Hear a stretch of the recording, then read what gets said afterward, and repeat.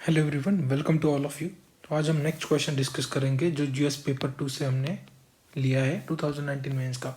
Topic बहुत important है, pressure groups, या मेंशन किया हुआ है सिलेबस में।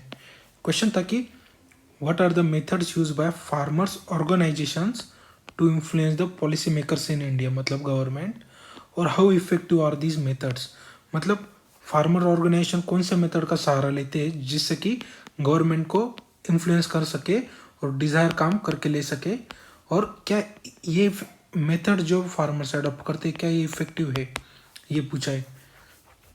तो सबसे पहले हम बताएंगे कि farmers organisation are seen as a useful organisational mechanism, जिससे क्या होता है फार्मर्स कलेक्टिवली मोबिलाइज होते हैं, उनकी एक्शंस होती है और उनके जो इकोनॉमिक और सोशल सिचुएशन है या फिर उनकी कम्युनिटी के वो इम्प्रूव करने की वो कोशिश करते हैं। मतलब कलेक्टिवली आते हैं सारी फार्मर्स, ऑर्गेनाइजेशन एस्टेब्लिश करते हैं और अपने जो डिज़ायर से या फिर जो गोल्स है इकोनॉमिक और सोशल उसको अचीव करने की कोशिश करते हैं फार्मर्स। ठीक है, यही होती है फार्मर्स ऑर्गेनाइजेशन। और वो डिफरेंट लेवल पर स्टेटा एक्ट करते हैं, जैसे लोकल लेवल पर ऑर्गेनाइजेशन होगी, स्टेट लेवल पर होंगी, नेशनल लेवल पर भी होंगी। ठीक है, तो ऑल लेवल पर वो ऑपरेट करते हैं एज अ स्ट्रेटा। ठीक है, नेक्स्ट पॉइंट की तरफ बॉडी में मेन बॉडी पे आएंगे। तो methods use by farmers organisation, सबसे पहले जो है वो है लॉबिंग, मतलब पावरफुल फार्मर्स ग्रुप जो होते हैं, जैसे कि वेरी फेमस आर द जैसे शुगर केन फार्मर्स ऑर्गेनाइजेशन है महाराष्ट्र का और यूपी का। वो क्या करते हैं, गवर्नमेंट जो भी पॉलिसी बनेंगी शुगर केन से रिलेटेड तो वो करते हैं कि प्रेशराइज करते हैं कि जैसे भी जो पॉलिसी हो वो उनके फेवर में है, वो उनके फेवर में वर्क करे, जैसे एमएसपी हो या फिर पेमेंट हो, कुछ भी हो, तो वो प्रेशराइज करते हैं, लॉबिंग करते हैं कि गवर्नमेंट जो पॉलिसी फॉर्मुलेट कर रही है उससे कैसे उनको बेनिफिट होगा। ठीक है, नेक्स्ट जो मोस्ट एम्प्लॉयड मतलब सबसे ज़्यादा यूज़ करने वाला वेपन है ऑर्गेनाइजेशन की तरफ से मेथड से वो है प्रोटेस्ट। आजकल फार्मर्स इसका बहुत ज़्यादा सहारा लेते हैं। इसमें एक्टिविटीज़ कौन सी इन्वॉल्व होती है, जैसे strike, disruption of general administration, और इससे क्या होता है they are mostly revolve around कौन से इश्यूज़ के लिए, जो लो इन वेवर है, एमएसपी बढ़ा दीजिए आप, मिनिमम सपोर्ट प्राइस, या फिर लो प्राइजेस हो गए, तब जाके गवर्नमेंट जो फार्मर्स ऑर्गेनाइजेशन है वो प्रोटेस्ट का मेथड यूज़ करती है। जैसे कि रिसेंटली एग्जांपल दिया है कि जैसे कि अभी फ़िलहाल दिल्ली में जो प्रोटेस्ट स्ट्राइक चालू है बिकॉज ऑफ 3 फार्म्स बिल, जिससे कि ये रजिस्टर हुआ है दुनिया का सबसे लार्ज प्रोटेस्ट आज तक का। और ये जो फार्मर्स है वो अपने कैंप्स बनाकर वहाँ दिल्ली के आसपास एरिया में रह रहे हैं और उनको मंथ से भी ज़्यादा टाइम हो चुका है। तो ये क्या है, एक मेथड है कैसी जो ऑर्गेनाइजेशन यूज़ करती है। तो दो मेथड्स देख लिए हमने। सबसे पहले लॉबिंग करेंगी अपने ऑर्गेनाइजेशन को यूज़ करके और प्रोटेस्ट करेंगी। नेक्स्ट जो मेथड यूज़ करेंगी वो है एक्टिविज्म, जिसमें क्या होता है वो इंपॉर्टेंट इश्यूज़ को पब्लिश करते हैं, पिटिशन करते हैं कोर्ट में, या फिर ड्राफ्ट लेजिस्लेशन प्रिपेयर करते हैं, गवर्नमेंट का हैंड ओवर करते हैं और कहते हैं कि ऐसे लॉज बनाओ आप, और पब्लिक का अटेंशन भी वो गेन करने का कोशिश करते हैं। जैसे रिसेंट इशू जो जीएम क्रॉप्स के लिए है, तो फार्मर्स बहुत कॉम्प्रिहेंसिव थे उसके लिए कि ये क्रॉप्स मार्केट में नहीं आने चाहिए जो बहुत हार्मफुल है लोगों के लिए। तो फार्मर्स ने बहुत ज़्यादा एक्टिविज्म दिखाया था उस टाइम पे और गवर्नमेंट को अपना डिसीजन पीछे लेने पड़ा। ठीक है, नेक्स्ट जो वो करते कि अवेयरनेस जनरेशन। अवेयरनेस जनरेशन आज के टाइम में बहुत इंपॉर्टेंट है कि उनके पास अगर पब्लिक सपोर्ट है, इमोशनल सपोर्ट, तो जो फार्मर्स है वो कम्युनिटी जो गवर्नमेंट को ज़्यादा अच्छे से प्रेशराइज कर पाती है, क्योंकि उनको सिंपत्ति मिलती है। और उनकी मेथड होती है इसके अंदर कि वो अपनी कैंपेन्स को बहुत ज़्यादा स्ट्रांगली फेमस करते हैं, उसके बाद मीटिंग्स लेते हैं, पिटिशंस डालते हैं। और सबसे मेन पिलर इनके ये जो एक्टिविज्म अवेयरनेस का होता है वो होता है मीडिया। बहुत सारे फार्मर्स मीडिया को भी इन्फ्लुएंस करते हैं ताकि वो अपने जो गोल्स है उसको अचीव कर सके और गवर्नमेंट पर प्रेशर क्रिएट कर सके। ठीक है, नेक्स्ट जो है वो है सपोर्टिंग स्पेसिफिक पॉलिटिकल पार्टी। इसमें कोई गलत चीज़ नहीं है। वो क्या करते हैं, सारे के सारे मासेस में आते हैं और कहते हैं अगर आप हमको डिज़ायर डिमांड फुलफिल कर दोगे तो हम आपको सारे के सारे वोट दे देंगे, मासेस में वोट दे देंगे, आप ये काम कर डालो। तो supporting specific political party is very usual practice.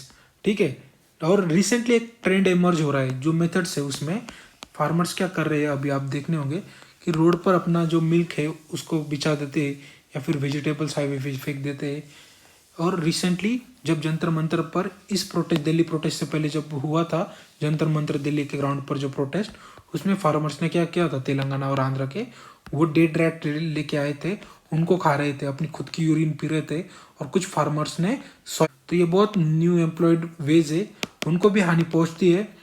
और ये उन्होंने एक नया रास्ता खोजा है जिससे कि गवर्नमेंट को बहुत ज़्यादा प्रेशराइज किया जा सके, ठीक है।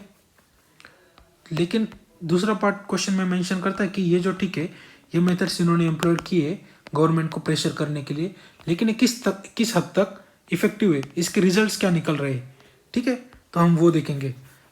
इससे क्या होता है, बहुत ज़्यादा मीडिया प्रेशर गवर्नमेंट पे बनता है, अखबारों में छपता है, और बाकी जो कंट्रीज है सोशल मीडिया की वजह से बाकी देशों में भी जो गवर्नमेंट है उनकी बहुत ज़्यादा बुराइयाँ होती है, तो गवर्नमेंट बहुत प्रेशर में आती है, और उसकी वजह से वो क्या करती है, पॉपुलिस्ट मेजर ले लेती है, जिससे शॉर्ट टर्म सोल्यूशन हो जाता है, लेकिन लॉन्ग टर्म जो प्रॉब्लम्स है वो फार्मर के लिए बढ़ जाते हैं। जैसे कि लोन वेवर, स्टार्टिंग में बहुत अच्छा लगता है कि फार्मर्स को राहत मिल गई, लेकिन इसके लॉन्ग टर्म इफेक्ट बहुत ख़राब है।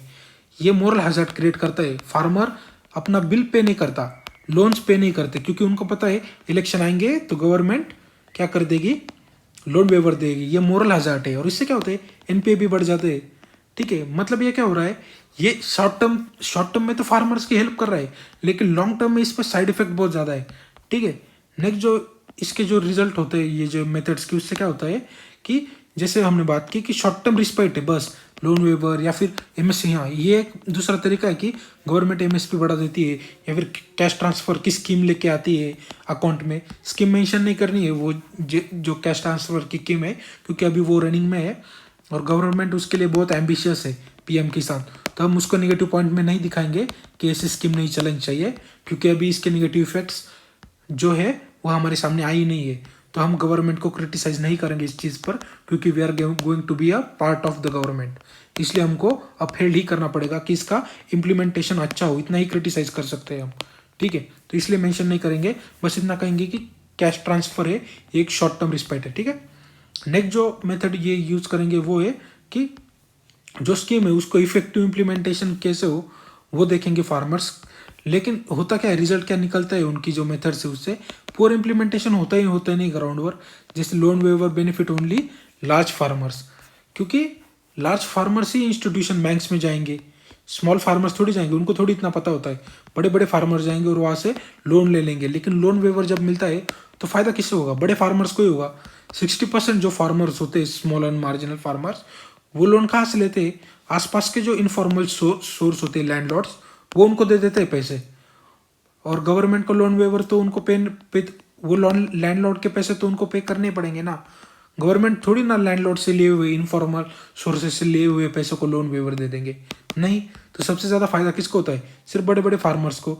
मतलब ये मेथड्स है गवर्नमेंट फार्मर्स ऑर्गेनाइजेशन की, ये इतनी ज़्यादा इफेक्टिव है नहीं, ठीक है। नेक्स्ट जो पॉइंट है कि वो कहता है कि several policy measures not implemented by the government, जैसे कि एमएस स्वामीनाथन कमेटी जो रेकमेंड की थी कि एस्टेब्लिश की थी कि वो गवर्नमेंट को रिकमेंडेशन दे सके एमएसपी के लिए, फार्मर्स के सॉल्यूशंस, फार्मर्स के डिस्ट्रेस सॉल्यूशन के लिए।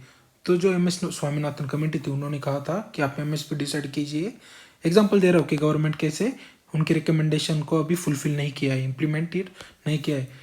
स्वामीनाथन कमेटी ने कहा था कि आप जो एमएसपी देंगे वो दीजिए A2 + FL। A2 मतलब जो इनपुट कॉस्ट फार्मर्स जो है वो क्रॉप बनाने में लगा रहे, या फिर फैमिली लेबर्स, इन पर ही एमएसपी फिलहाल दी जाती है। लेकिन एमएस स्वामीनाथन ने एक और फॉर्मूला कहा था कि आप उसमें C2 भी ऐड कीजिए। C2 मतलब अगर अपनी लैंड को किसी और काम के लिए फार्मर यूज करता तो उस पर उसके कितना रेंट मिलता, ये भी आप उसमें ऐड कीजिए। इससे क्या होता, एमएसपी और ज़्यादा बढ़ जाती। लेकिन गवर्नमेंट ने ऐसे कुछ रिकमेंडेशन थे उस कमेटी के जो एक्सेप्ट नहीं किए, अभी फिलहाल जो है वो इम्प्लीमेंट नहीं किए। मतलब गवर्नमेंट कहीं ना कहीं इन सारी चीज़ों को इम्प्लीमेंटेशन नहीं कर रही है।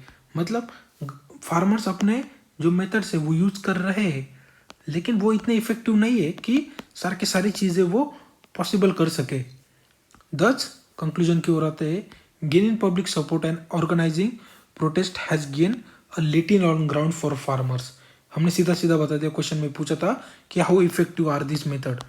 तो ग्राउंड पर बहुत कम ही इफेक्टिव है फार्मर्स के ऑर्गेनाइजेशन के मेथड। और government should follow committees report and correct data on the to aid the farmers concept. मतलब गवर्नमेंट ने जो है जो कमिटी एस्टेब्लिश करती है उनकी रिपोर्ट अच्छे से इम्प्लीमेंट करनी चाहिए और सारे के सारे करने चाहिए, और जो डेटा है वो करेक्ट करना चाहिए, जिससे कि वो फार्मर को ऐड कर सके और उनकी कंसर्न दूर कर सके। यही था आज के डिस्कशन में। Thank you very much for the discussion.